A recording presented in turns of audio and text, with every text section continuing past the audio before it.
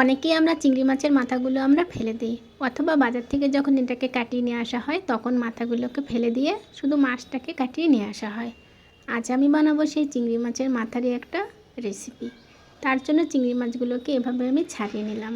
আর এই যে মাথার দিকের যে অংশটা আছে, যেখানে কাঁটাটা থাকে, ওখানে একটি কালো রঙের ময়লা থাকে, সেটাকে ভালো মতন ছাড়িয়ে নিতে হবে। আর এই যে পেঁয়াজটা, এই পেঁয়াজটা আমি ভেজে দেবো। আর এই পেঁয়াজ, আদা আর রসুন এটাকে আমি বেটে দেবো। এবার কড়াইতে তেল দেব, তার ভেতরে দেব সেই পেঁয়াজটা। এই পেঁয়াজটাকে আগে আমি ভেজে তুলে ফেলবো।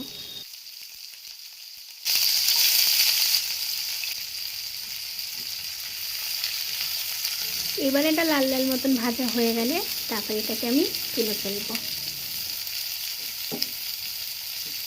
তুলে ফেলার পরে তারপরে আমি সেই বাটা মশলাটাকে এর ভেতরে দিয়ে ভালো মতন কষিয়ে নেব।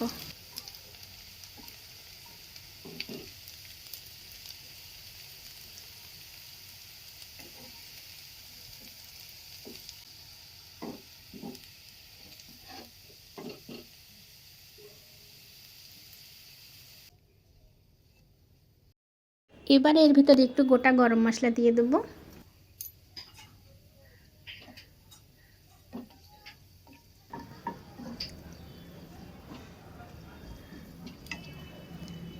যে এটা একটু লাল লাল হয়ে যাবে, তার ভিতরে আমি সেই পেঁয়াজ রসুন বাটাটা দিয়ে দেবো।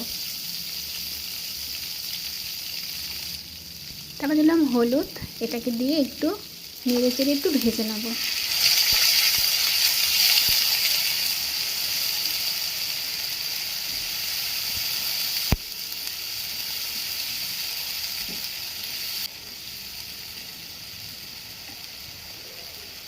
এবার আমি আমার পরিমাণ মতন লঙ্কা গুঁড়ো দিয়ে দিলাম। আপনি আপনার পরিমাণ মতন স্বাদ অনুযায়ী দিয়ে দেবেন।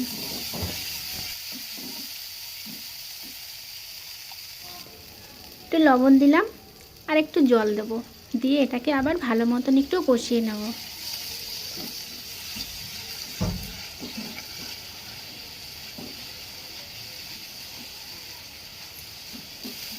এভাবে একটু ভালোভাবে লাল লাল করে ভেজে নিতে হবে, যাতে এটা আদা রসুনের গন্ধটা একেবারেই না থাকে।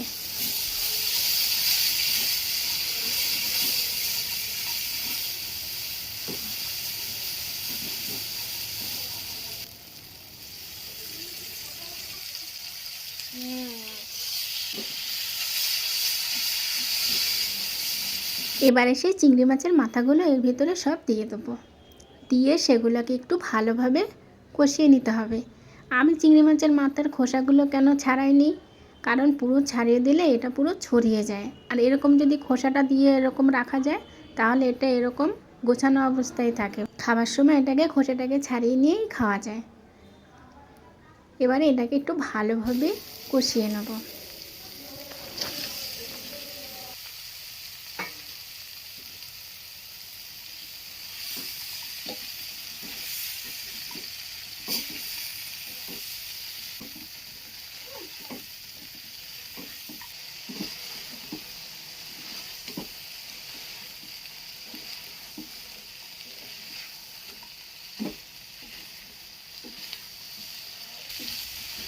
আমার কষানো প্রায় কমপ্লিট হয়ে গেছে। এবারে আমি এটার ভিতরে একটু জল ঢেলে দেবো।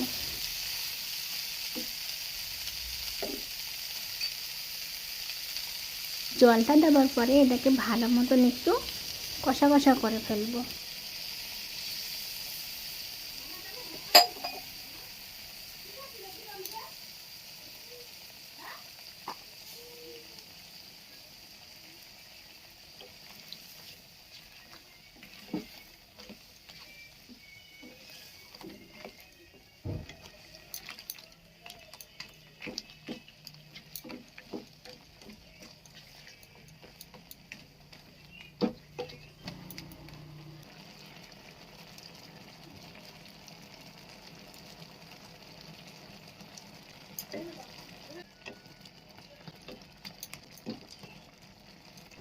পুরো যখন দেখবো কষা কষা হয়ে যাবে, তারপর একটু গরম মশলা দেবো।